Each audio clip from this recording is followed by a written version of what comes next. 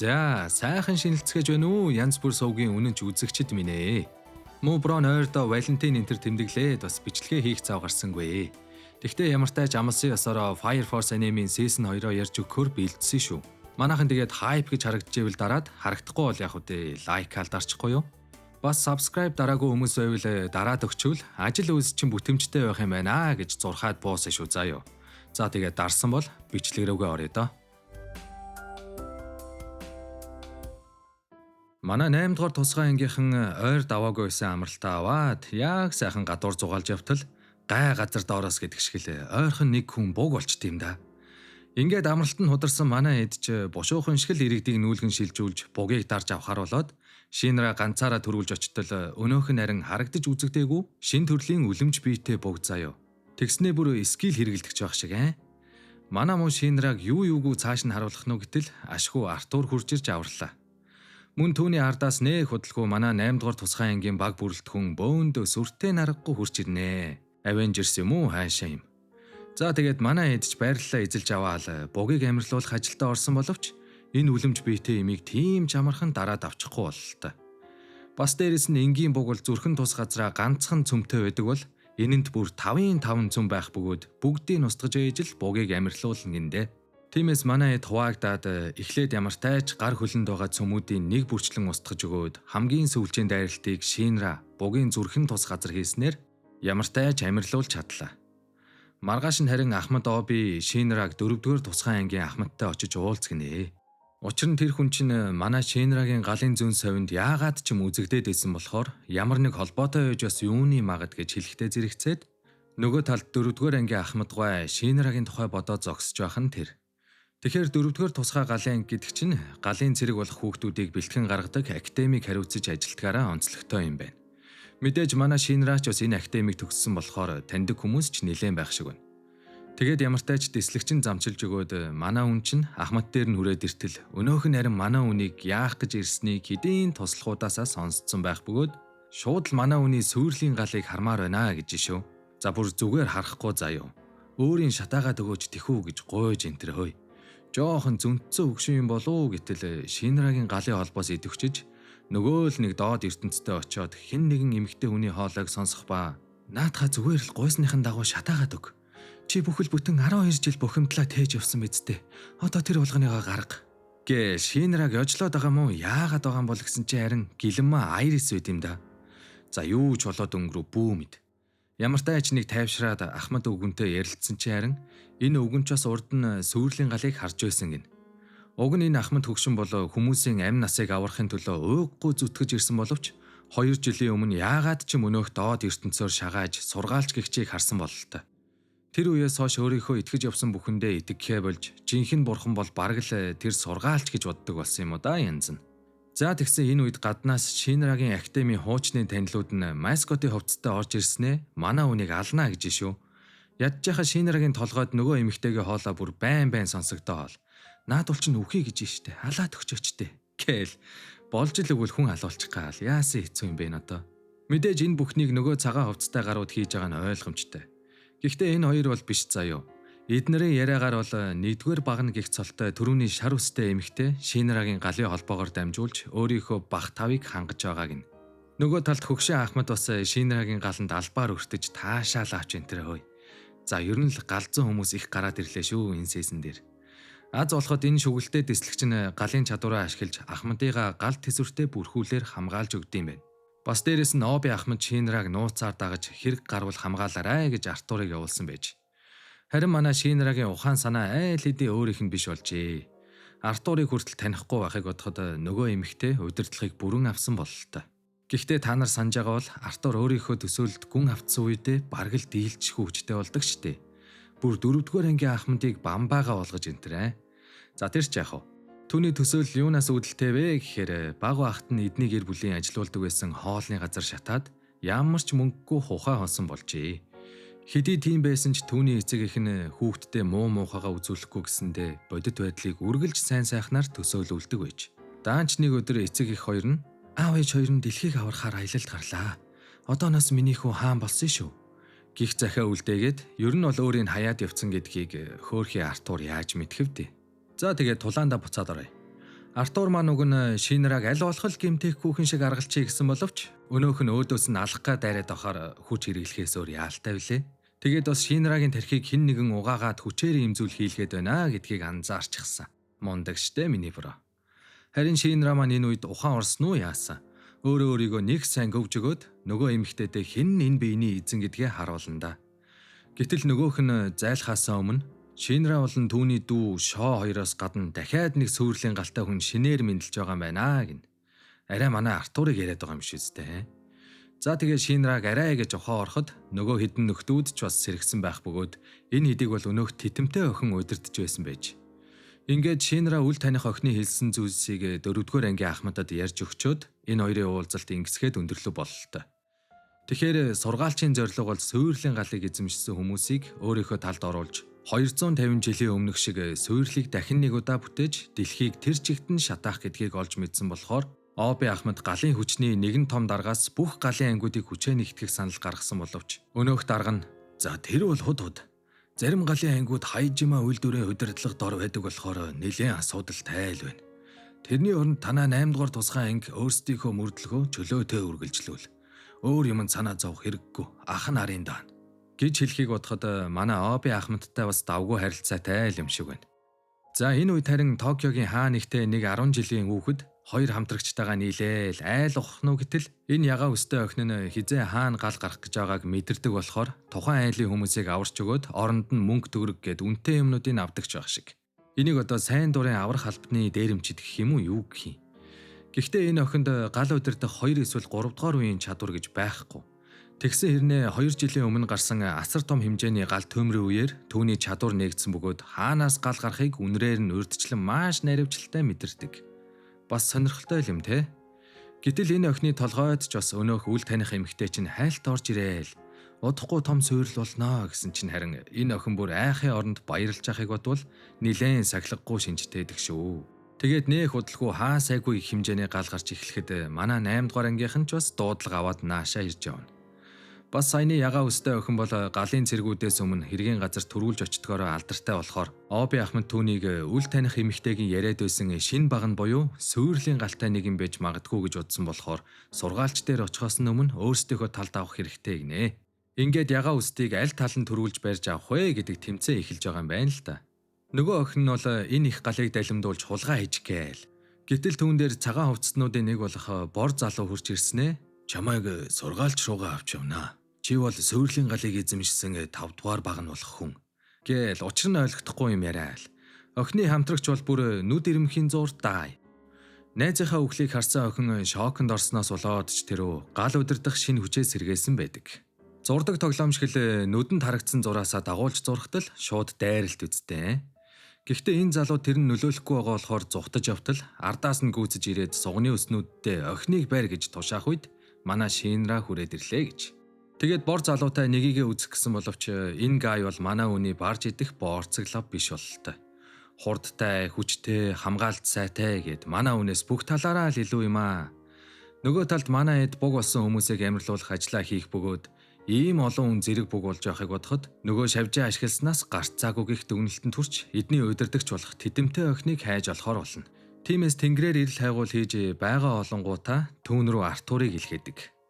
Харин ягаа өстэй охинд энэ хоёрын хэнийг дагаж явах бодол овсоо.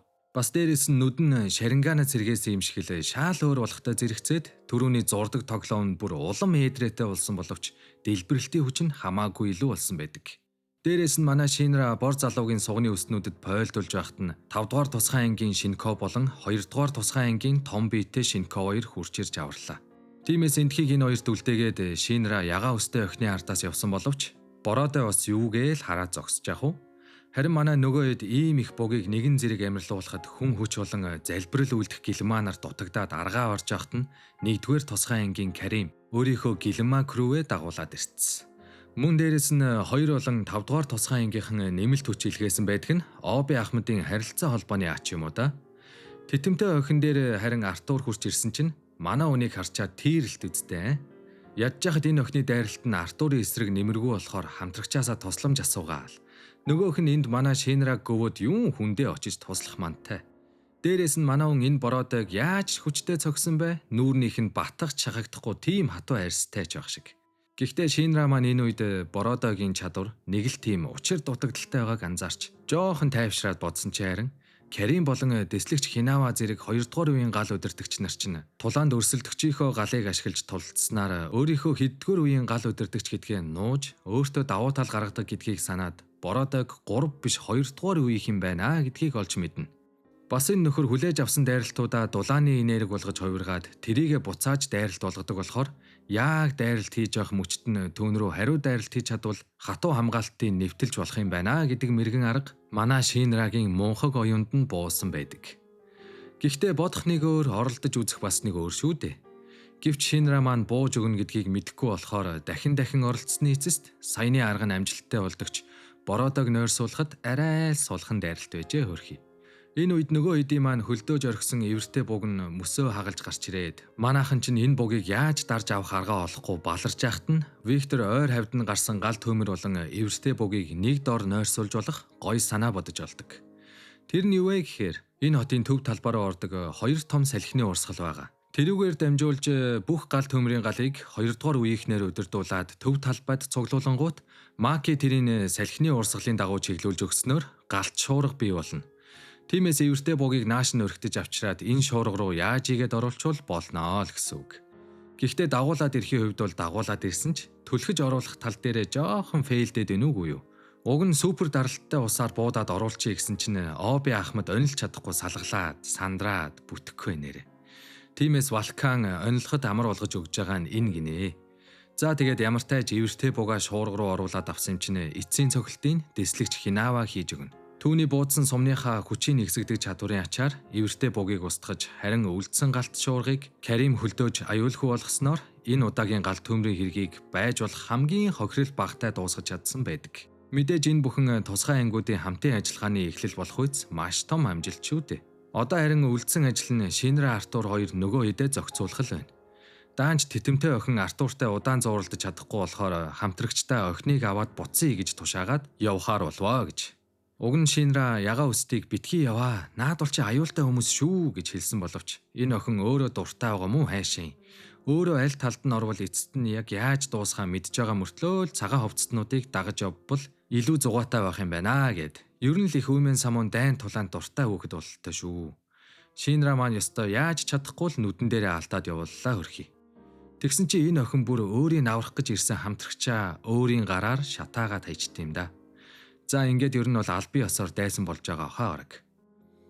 Хэдийгээр манайхан энэ удаад хотыг аварч чадсан ч гэлээ сургаалчийн хүмүүсээс үргэлж нэг алхмын хойно яваад байгаа болохоор мэдээлэл цуглуулахаар галын анги тус бүрээс хүмүүс гаргаж нэгдсэн судалгааны баг бүрдүүлэхээр боллоо. Энэ судалгааны зорилго нь сургаалчийн цуглуулж байгаа баган гих сүүрлийн галыг эзэмссэн хүмүүсийн тухай илүү ихийг олж мэдэх.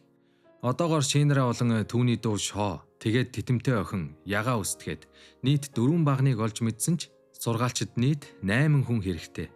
Тэгжээж 250 жилийн өмнөх дэлхийг тэр чигт нь өөрчилсөн шиг их сүрлийг дахин авчирч чадна. Тиймээс нэгдсэн галын хүчний баг дахиж тийм зүйл болохгүй тулд мэдээлэл цуглуулахаар Хятад руу явцгаахаар болдог. Тэгээд далайг гаталж явсаар Хятадд очоод Токиогоос гарч үзээгүй манай хэд чинь шороогийн хүртэл амталж үзээл. За тэр ч яах вэ? 2 дугаар тусгай ангийн Шинковч нь Хятад гаралтай энд төрж өссөн бөгөөд галын цэрэг болохоос өмнө аав ээжийнхээ хамтаар газар тариалан эрхэлж амьдардаг байсан гин. За тэгээд одооноос энийг хідүүлээ онгор гэд нэрлэлчүүл арай амар юм байна, окей? За тэгээд юу ярьжээ? Тий. Эндээс цааш манай эдийн явах замд нь байгалийн хий, дээрэмчэд гэд зөндөө саад бартаатай гинэ бас. Тэгээд манайхан чинь хол замдаа уйдаал, байц уух газраа олж ятаал. Хурдхан очих юмсан гэж яхад нь харин хаанаас ч юм аврах том өт шиг юм гараад ирдیں۔ Арай нөгөө байгалийн хийнээс болоод хий юм хараад байна уу гэтэл дээрээс нь нэмээд ярддаг сохор номин гараад ирдэг шаас. Шаасан нь за мартаараа. Тэгээд бас энэ манай онгорын ээж аавынхын тариалан сүйтгэхэд байгаа хэргийн эзэн төмсний хулгайч заяа. Манайхан ч ер нь батны хий юм хараад байна да гэтэл авраг өтний дайралт нь яалтчгүй жинхэнэ байх бөгөөд Шинра болон 4-р ангийн борхуу хоёр өтийг саатуулж ямар тайч зүхтааж чадлаа. Тэгээд нэг газар олж зогсож байгаад энэ сохор номингоос яаж ярьж чаддаг, ер нь яг ямар учиртай амтан болохын асуудал Урд нь эндээс холгүй байдаг нэг баян бүрдэд амьдардаг байсан ч нэг л өдөр учир битүүлэг нөхдүүд дайрч ирээд баян бүрдээс нь хөөгөөд явуулсан гинэ. Бас болоогүй заяо. Энэний найз гэд бас нэг ярьдаг хэрэг байдаг ч байх шиг. За энэ ярьдаг амьтдын учир нь тэгж байгаа тайлагдах байлгүй дээ те. Энэ үед Шинра борхуу хоёр газар тассан хэдэн мянган гэрлийг хараа зогсож байтал нөгөөдүүл нь яг үнэндээ бугнууд байж таардیں۔ Эднэр амьрлуулахаас нааш хизээж өгтгөө болохоор зарим нь бүр 250 жилийн настай ч байж магадгүй гэж шүү. Хөөхий Шинра маань болдог бол бүгдийг амьрлуулад сүнсийг амар тайван нойрсуулчмаар л байдаг. Даанч арай л олоолаа болохоор яаж чадахгүй юм да. Тэгээд маргааш нь манай хэд өнөөх яриад байсан баян бүрдийг үзэхээр очтол тэнд нь Токиод байдаг мөнхийн эрчим хүчний үүсвэр Аматерасутай адилхан станц байх нь тэр. Хэдийгээр ажиллагаагүй болсон ч гэлээ манайхан эндээс ямар нэг сэжүүр болж магадгүй гэд яваад очтол энд нь 250 жилийн өмнө хүн амьдарч байсан уул мөр байх бөгөөд эндээс цаашлвал дээрэмчдийн бүс рүү орно гин. Шинра бол нэвтэрч ороод хэрэг болох юм хайяа гээл. Харин ахалж яваад эслэгч нь судалгаа хийж яваа болохоос биш тулдахгүй шүү гээл хэрэлдэж явах зур нэг юм эргэлдэж ирээд Шинрагийн өгцөгнөөс 100-аад авч шүү. Тэгэхээр энэ буг болсон нохойнууд сохор 8 болон түүний нөхдийг баян бүрдээс нь хөөж явуулсан дээрэмчд юм байна. Эднэрийг нь бол аргалчж болох ч гэлээ толгойлогч нь бол бүр хамгийн амар нь болохоор яаж чадахгүй хөөгдсөн гэж шүү бас. Гэтэл энэ үе Шинрагийн галын холбоогоор дамжуулж хэн нэгэн ойг хамгаал гэж гуйгаад ч байгаа мó тушаагаад ч байгаа мó бөө мэд. Тэгээд ямартай ч энэ станц хизээ баригдсныг сохор номингоос асуусан чинь энэ Аматерасу станц бол анханасаа л энд байсан гин. Харин 250 жилийн өмнөх сүүрлийн дараахан хав хар нөмөрхтэй эмэгтэй хүн гарч ирээд эндхийн амьтдад хүний хил заагаад дээрээс нь нэмж өөрийнхөө ариун галнаас жоох нэг өгснөөр эдгээр амьтдын амьдрах хугацаа нь химжээлшгүй урт болсон байдаг. Гэхдээ тэр эмэгтэй гинэт ирсэн шигээл нэг л өдөр гинэт явхаар болж харин явхаас өмнө энэ станцыг дахин нэг удаа ажилуулж өгчөөд явсан юм байна. Тэр үеэс хойш энэ хавьд өвс ногоо ургаж баян бүрд бий болсон төвөгтэй юмсанжээ. За тэгсэн энэ үед баахан буг болсон хүмүүс манайхан руу дайраад ирж шүү. Тэгээд бүр нэг нь ярьж чаддаг ч байх шиг хөөе. За амьтад яриад авахад одоо буг бас ярьж болно үстэй те. Төвний хэлснээр бол Аматерасу станц нь дэлхийг аврах биш сөөрүүлэхийн төлөө бүтээгдсэн зүйл юм бахуу. Тэгээд бодоод байсан чинь 3 дугаар тусгай ангийн Ахмад ч бас сургаалчийнхаа тушаалаар Аматерасугийн түлхүүрийг авах гээд улаарад байсан штэ. Тэгэхээр энэ бугийн хэлсэн бас оргүй зүйлч биш болж таарлаа. Тэгээд бүр эндхийн богнууд донд нь эвэртэй бог эднэрийгээ удирддаг бөгөөд өөрт нь үхэн үхтлээ зүтгэвэл үхлийн дараах амьдралд нь сайхан амьдруулнаа гэж попрод эднэрийнхээ тарих толгойг нь гөлчийдэл нь угаацсан ч байх шиг. Бас эднийг нэг нууцлаг чулуун хавтангууд суглуулж байгаа тухай бас дээрэс нь удирдагч нь эвэртэй гэдгийг ч бас сохор номин манайханд ярьж өгөх ба эвэртэй богийг амьрлуулна гэдэг бол ийм бүрэлдэхүүнтэй үед арай л худлаа болохоор амьтдад тусалж баян бүрдийг эргүүлж авахын тулд шууд тулдахгүйгээр ямартай ч нэг төлөвлөгөө гаргалаа. Тэгээд амхандаа нууцаар хөдөлсөн боловч дайсны тагнуулууд манай эдийг айл эдийн дагаад явж байлгүй яах вэ? Өөрсдийгөө мэдэгдэхгүй явж байгаа гэж бодсон манай эд хоёр хэсэгт хуваагдаж нэг нь гадаа манаанд гарч нөгөөх нь харин хайгуулын ихээр явж агаад өрхөнд орсон байдгийн. Гадаах хэд дээр маань бүр эвэртэй буг нь боолуудаа дагуулж хурж ирснэ. Энэ станцыг би та нарт өгөхгүй. Учир нь би 250 жилийн турш ийм байдалтай байсаар залхлаа. Тиймээс энэ станцыг өөртөөгөө хамт бас энэ авийн хот тосгоны хүмүүстэй хамт дэлбэлж диваажинд очимоор байна. Чигшгэ муу дутуу шатсан нүүрсчээ харин өөх мөрөөрөө өхгүй ганцаараа л өхөн үз юу олон хүн дагуулж явдیں۔ Болдог бол энд нь ганцаарангийн амьрлуулаа хийчмаар байгаач энд байгаа багаараа бол арай л хэцүү юм аа. Энэ үед гинтхэн Шинрагийн галын холбоос руу өнөөх хар нөмөрхтэй эмэгтэй ч орж ирж шүү. Яг ямар учиртайг нь би битгий ил Шинра өөрөө ч ойлгодгүй. За тэгээд бугнууд ч хараа зогсоод нэг жүү аах уу тулаан эхэлж манайхан ч жижигүүдийн нээх зовх юмгүй амьрлуулж байтал удирдагч нь манай Тамаки руу дайрах үед нь онигор түүний урдуур ороод гидсэндээ томоос том нүхтэй болвоо гэж. Хөөх юм ин хорхоо таргүй амт юм ээжүлээ. Гэсэн чи өөй энэ бой чи одоо ийм том цүлхээсээ хувцсан дотроо яг яаж оршин тогтноод байна өөй. За ямартай ч үхээгүй шүү заа юу. Харин энэ эвэртэй богч нь жинхэнэ лай болж байна. Ядж яхад Шинрагийн толгойд нөгөө хар нөмөрхтэй эмэгтэй чинь байн орж ирж хамгаал гэж ядаргаа олоол. Амхандаа хамгаалж л байх чи өөр юу хүсэж байгаа юм бол та. Нөгөө талд харин манай эд өрхөнд орсон гэж бодтол үгүй ээж. Цааш явсаар бүр станцын төв хэсэгт нь ирсэн байх бөгөөд эндээс маш их хэмжээний энерги мэдрэгдэхээс гадна яг л хүний зүрхний цохилт шиг л сонсогдож байгаа нь тэр. Бас хан дээрх зурагнууд болон дүрснүүдийг ажиглаад Виктор нэг гаргалгаа олсон нь Аматерасу болон энэ станц хоёр хоёулаа суйрлын галыг эзэмссэн хүмүүсийг энерги их үүсвэр болгож ашигладаг нь баттай болж ах шиг байна. Тэгэхээр сохор номингийн яриад байсан хар нөмөрхтэй эмэгтэй энэ дотор байж ч магадгүй болоо явчлаа шүү. Энийг нь Шинраач бас таамагласан бөгөөд тэрхүү эмэгтэйтэй ярилцаж хүчнээс нь зээлж болох үгүйг нь асуух зуур борхуу маань эвэртэй бугийг ганцаархнаа торгоохоор болно. Манай эн чин бүр Шинков гэхэд харин өстой хизээний ахмад шиг тулдаад байна уу да гэтэл түүний тухай цуу яриа хүртэл байдаг гин. Дөрөвдүгээр тусгай ангид хэсэгхэн зуур хүчээ нэмэгдүүлж ахмадын хэмжээнд хүрч чадах Шинков байдаг гэдээсэн нь манай борхуу юм байна. Гэхдээ өөрийнхөө биеийг ийм их хүчилсний хариуд мэдээж биеийн туйлын их ядарч сулдах нь ойлгомжтой үз. Харин энэ борхуугийн хувирлан та нарт нэг л аль нэг анимны нэг гоё дүрийг санагдуулахгүй байна уу? За ямар ч тач бодож байгаа дүрээ комент хэсэгт бичээрэй, окей? Уг нь Тамаки түүнд энэ хэвээрээ өөрийгөө хүчлээд ивэл би энэ тисгүй шүү гэж хэлсэн ч Шинраг бэлэн болтол одоо гүрийхгүйгээд яалтай билээ дээ. Харин Шинра маань арай гэж нөгөө эмэгтэйтэйгээ хідүү үг сольж мэдхийг хүссэн зүйлсээ асуух боломж гарлаа. Тэгэхээр энэ эмэгтэй бол өнөөх сургаалчийг бодвол хүч султай. Ер нь бол бүр хаана ч хүрэхгүй л дээ. Урд нь ч бас сургаалчийн дэлхийг шатаах зорилгыг эсэргүүцэж чадаагүй болохоор ямар сайндаа л амьтдад хил зааж хэсэгхэн газрыг ч болтугай баян бүрд болоход буян үйлдсэн шигэ даруухан гихч нь оршин тогтносоор өдийг хүржээ. Энэ эмэгтэй тэгтээ шулам шиг царайтай, ирэлгийн элчиг стилтэй л болохоос биш айдуу зөөлөн яриатай маш ийдэг. Тэгээд бас их чин та нарт тусалмаар л байна. Даанч одоо надад хангалттай хүч байхгүй. Хэдийгээр чамд хүчнээсээ зээллээ ч гэсэн ганцхан секундээс хэтрэхгүй шүү дээ. Гэхэд Шинра тэр ганцхан секунд байхад л хангалттай гэж шүү.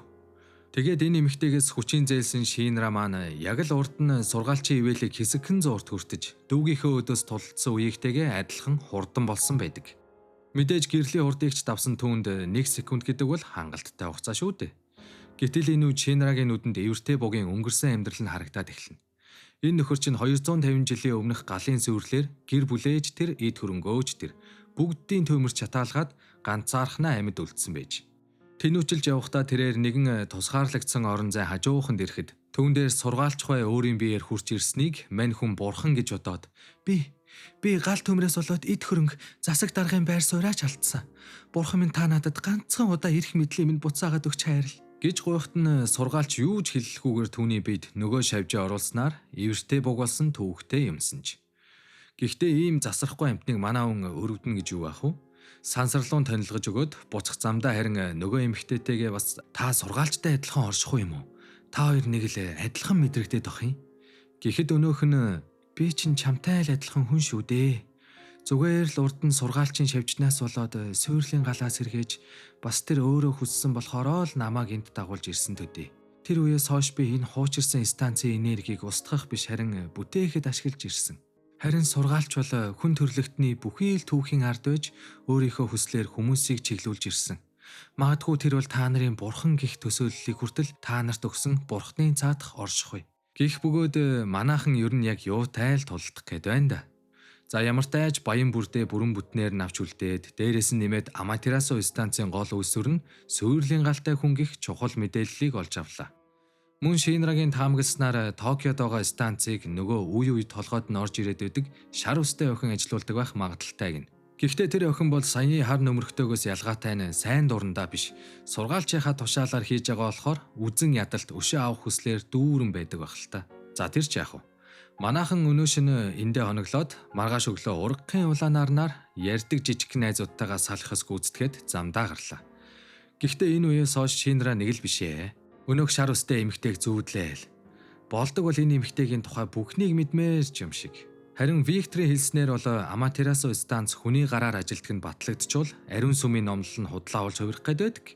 За тэгэхээр ариун сүмийн номлол гэдэг нь шүү дээ. Эрт үед хүн төрлөختөн гамшигт автаж дэлхий тэр аяараа шатаад хөгжил дэвшлэр дүүрэн байсан дэлхий үнсэнд хожигдсан байдаг. Гэвч тэр үед өөрийгөө 1-р Рафлес гэж нэрлсэн нэгэн залуу өөрийн шавнырынхаа амтаар урт удаан аялал хийсний эцэст бохирдоогүй ариун галыг олж түүний ачаар хүн төрлөختнийг дахин хөл дээр нь босгох зүрх болсон Аматерасу станцыг бүтээн байгуулсан гэдэг. Гэхдээ тэрхүү ариун гал нь сургаалчийн өгсөн зүйл юм бол яг яагаад энэ дэлхийг буцаад сүрүүлэх гээд байгаа юм болоо гэх дахин нэг асуулттай нүүр тулваа. Ингээд манай эдийг олсон мэдээллээ Оби ахмадад тайлгнаж байхаагаар Виктор айл хэдийн ажилдаа орсон байх бөгөөд Хятадд байсан станцаас олсон баахан тоо бичсэн чулуунуудын учрыг тайлтал өнөөх нь P тоо байж таардаг. P тоо гэдгийг та нар ер нь мэдэх үү? Ямар ч тач Виктор галын хүчний цэрэг болж жүжиглээд энэ хүртэл мэдээлэл цуглуулсан ч үүнээс цааш арай өөр аргаар үзнэ гэхийг бодоход гал сөнөөгч байхаа болж байгаа юм болов. Бас энэ үед Бенемаро дээр Жокер хурж ирсэн. Ариун сүмийн номлол бол хуурамч энтергээл. Ярилцсан зогсож яхин мэдээж Бенемаро ахмад танихгүй хүнд шууд итгэнэ гэж байхгүй ч яагаад ч юм Жокер түүнд итгэж болох үс юм шиг санагддаг. Харин Жокер Бенемаро дээр ирсэн гол учир нь бусад галын ангийн ахмадууд улс орныхоо тайван байдлын төлөө ариун сүмийн үннийг дэлгэж чадахгүй хүлээстэй ноход шүүдэд эднэр чинь. Тийм учраас ариун сүмийг үл тоодог цорын ганц галзуу нохой нь Бенемаро ахмад байхгүй юу? Тиймээс л Жокер энэ улс орныхоо хөшгөний цаадах жинхэнэ үннийг олж мэдхийн тулд Бенемарогоос тусламж хүсэж за бараг л хамтрагч болоод байгаа юм да. Тэгээд энэ хоёр чинь бүр шууд эзэн хааныхаа сүм рүү дайралт хийх юм гинэ. Жинхэнэ таарсан хоёр гар нийлчихжээ. Ариун сүмийг үзэн яддаг. Бас дээрээс нь Аматерасуг ариун зүйл биш гэх үзэл бодол нь хүртэл яг адилхан ч баг шиг. За тэгсэн энэ үед сүмийн хаалгаар нэг гай цохилснаа л Бенемарог хортой зүгээр хордуулчт юм да. Жокер бүр юу болоод өнгөрснийг мэдэхгүй гайхаал. Арай өгцсөн юм биш үстэй гэсэн харин ашгүй босоод ирлээ. Манай Бенемарод бүр хор хүртэл нөлөөлөхгүй гэж байгаа юм чаа. Тэгээд эндхийн харуулуудыг сайхан гэрэлдэж өгөөд боодог бойс маань дотгошоогоо орлоо. Жокер урд нь энэ сүмд ажилдаг байсан болохоор эндхийг гарын таван уурвшгээл сайн мэднэ. Бас эндхийг сүүдрээс нууцаар хамгаалж байдаг сүүдэр гих аллахын тусгай салгааныхан байдаг бөгөөд Жокер урд нь эднэрийн нэг байсан ба түүний код нэр нь 52. Энэ сүүдрийн бүлхэмд өнчин хүүхдүүдийг сонгож авч өөрийн гэсэн үзэл бодолд дурсамжийн хүртэл арчиж хаяад жинхэнэ ал урчин болгож бэлтгэдэг байж. Харин Жокер энэ бүхэнд анхнаасаа л дургүй байсан ба Шинрагийн герт гал гардаг өдөр сүүдрийн бүлгмээсээ зугтаж арай гэж ирэх чөлөөтэй болсон байдаг. Түүнийг очих газаргүй гудамд багт нь нэг охин түүнийг гэртээ авчирч аав ээж хоёр нь хоолж унтлаал өмсөх хувцас хүртлөгөөл манай хүн яаж зүгээр авах уу тусдын болчих санаатай хүнс цуглуулад иртэл сайхан сэтгэлт гэр бүл айл хэдийн алуулсан байх нь тэр. Ингэжл номер 52 хүү Жокер болж өөрийнхөө мэдхгүй энэ дэлхийн далд нууцыг хайхаар шийдсэн гин. Харин өнөөдөр тэр өөрийн тамлан зовоодог байсан ахлахаасаа өшөөгөө авах боломж олдсон болохоор үлдсэн бүх хүмүүсийг Бенемарод үлдээгээд өөрөө харин нэгийн эсрэг нэг үзнэ өстэй. Тулаан бол манай хүний хувьд жоохон эвгүй эхэлнэ. Галын дайралтууд нь нөлөөлөхгүй, өөрөө ч хамгаалж чадахгүй, за ингээд ер нь ялагчих юм шиг үстэй гэтэл харин түүний тамхины утаа нь ген жүцүү ээж таарад өрсөлдөгч нь хин юм харж илэрж байгаа хооронд нь зүйл дуусгаж чадлаа. Ер нь бас их зөвүүн хэрцгий гар биш үү энэ. За тэгсэн чинь түүн дээр нэгдүгээр тусгай ангийн ахмад айлчлан ирвэ гэж. Мэдээж энэ ахмад чинь ариун сүмийн хамгаалагч болохоор энэ хоёрыг зогсоох ёстой ч энэ удаад бол тулдахгүй гинэ. Учир нь энэ хоёр чинь хуучны танилуд юм бохоо. Тухайн үед Аматерасу дотор олон хүн буг болж сүүдрийн бүлгмийнхэн юутай ийтэй бүгд нийлээл бугийг дарж авах ажиллагаагаа явуулж явах үеэр энэ хоёр эвэртэй бугийн дайралтанд өртөөд яаж ч юм бүүмэд сургаалчийн байдаг ертөнц рүү хэсэгэн зуурт очоод тэгснийхээ хариуд хоёулаа өрөөс нь үдэ шатаалгаад буцаад ирэхдээ Жокер маань тэндээс ганцхан чулуу атгаад ирсэн нь тэрхүү сургаалчийн оршдог ертөнц бол бодит гэдгийн баталгаа юм. Үүний дараа нэгдүгээр ангийн ахмад эрх мэдлээ ашиглаж тэрхүү ертөнцийн тухай нууцаар судалгаа хийж явахдаа нурсан балгацнаас нэгэн дэвтэр олсон нь ариун сүмийн үүсгэн байгуулагч нэгдүгээр Рафлесын эхнэрийнх нь бичсэн тэмдэглэл байдаг. Энэ дээр бичснээр бол Рафлес гэгч нь дагуулуудтайгаа хамт урт удаан аялал хийж ариун галыг олоод буцаад ирэхдээ бусд нь үхээд ганцаараа ирсэн гин. Тэгтээ өчнөөн жил ханилсан эхнэр нь нөхрийгөө бас таниа штэ. Тэгээд хэдийгээр гаднах төрх нь яг мөнч хэлээ хүнд чинь нэг тийм муу сайн зуршил тэгээд бас нэг харшилдаг зүйлс энтергээд байдаг штэ. Тэр юмнууд нь хүртэл яг өөр хүн шиг болцсон байсан гэж үтсэн байдаг. Тэгэхээр яасан байх нь вэ? Нөгөө мис засал хийдэг нөхөр чинь сургаалчийнхаа тушаалаар нэгдүгээр Рафлесын дүр тувраад ариун сүмийг байгуулж хуурамч шашныг үүсгэсэн байх нь штэ. Харин нэгдүгээр ангийн ахмад ямар тайч манай хоёрт тусалж өнөөдөр болсон хэргийг нууцлж өгнөө л гин. Бас ариун сүмээс энээс илүү мэдээлэл олно гэж худлаа олсон болохоор тэдний дараагийн байвал улсын номер 1 үйлдвэр хайж юм а. Энэ үйлдвэр бол угаасаа с ижигтэй л дээ те. За тэр ч яах вэ? Манай 8 дугаар тусгай анги шинэ гишүүнтэй болсон бөгөөд тэр нь Улауст Лиза. Гэхдээ яг хуу сургаалчийн дор ажилладаг байсан ч гэлээ Вулкан тайртай болохоор хаяад явж чадахгүй энд үлдэхээр болсон юм шиг байна. Гэхдээ сургаалчийн талаар янз бүрийн юм ярьчих гэхээр Нөгөө багтай Ахмадын ховсон түүнийг хориглоод байгаа бололтой. Харин манайхан Бенемараго өгсөн мэдээллийн дагуу Хайжима үйлдвэрийг судлах гэхээр замбраагүй олон салбартай болохоор дотор нь ажиллаж байсан Викторийн тусламж хэрэгтэй байдаг. Гэтэл нөгөөх нь Хайжима үйлдвэрээс 8 дугаар анги руу явуулсан тагнуулуулж таарад байдаг. Дарга нь бүр Викторийг илүү дутуу юм хийлээ гэж толгой төрөөгүй загнаж байснаа тэр Шинера гэдэг хүүхдийг манай лабораторид яаж ийгээд аваад ир гэд тушаал өгөөд явуулчихна. Тэгснээ ардуур нь хуйлдаал. Шинераг авчирмагц Викторийг өөрсдийнхөө замаас зайлуулнаа гэж нохой санаалдын юм да муу зүнсөө өвгөн. За тэгээд guys, season 2-ын part 1-ийг энэ түрээд өндөрлж байна.